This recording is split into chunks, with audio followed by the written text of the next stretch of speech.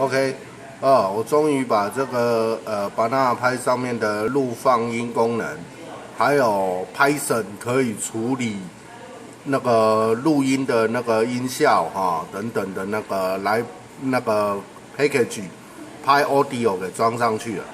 那我们的实验器材一样的，你可以看得到，就是一个 Banana Pi M1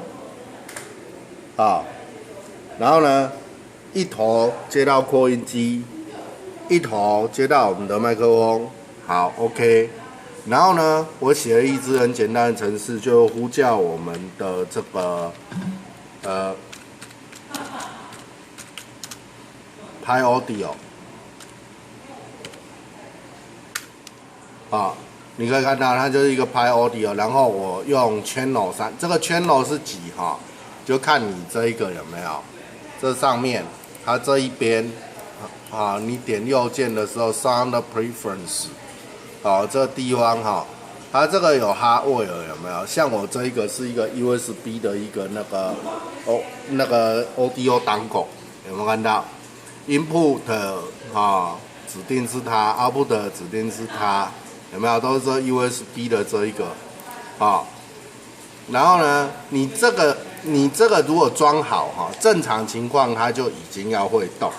假如说你这 USB 这个你不晓得说它有没有被驱动到的话，我教你，你就 LS USB， 然后看一下你这里头有没有你的那一个这一块那个 USB 卡音效卡的那个记录，如果有的话那就对了那正常情况，你如果说想要知道说它是不是可以播出来那个声音或者是录音你可以先用比如说 APLAY 或者是 ARECORD 这两个那个应用程式呢来去做一个确认，那他们都是录成一个 WAV 档就好了。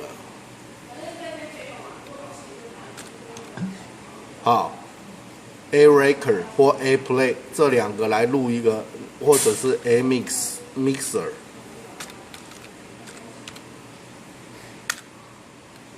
你可以看到你这里头就会有一大堆的这个装置，看你有没有扫描到这一块这个 USB 的这个 Audio Dongle 在这上头。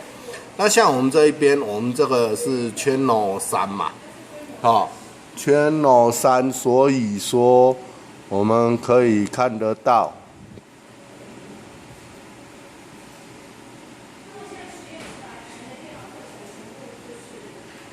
，OK 有，好，所以呢，然后你如果说你现在要装这个 Python 的那个 Pi Audio 的话，它是一个很不错的那个音效的一个那个 library。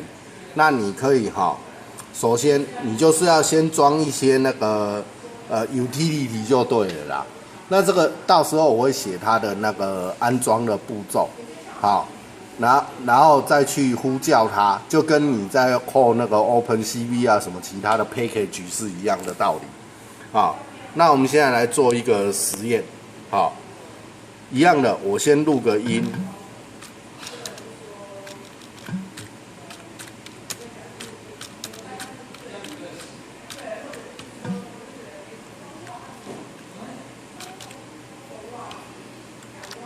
把旧的杀掉，然后我先录个音，让它跑起来。好，这时候你有没有看到它就开始跑？喂喂，你好，我是赖建宏。喂喂喂喂喂喂喂，然后它的时间到就会自己停，停了以后，对不对？你就会发现说，在你的这个机器里头有一个叫 file.wav， 有没有看到？有没有？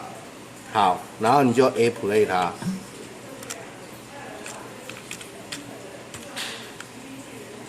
然后听听看是不是有这声音。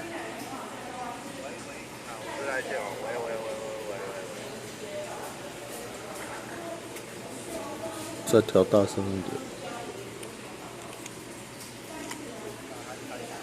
喂喂，你好，我是赖建宏。喂。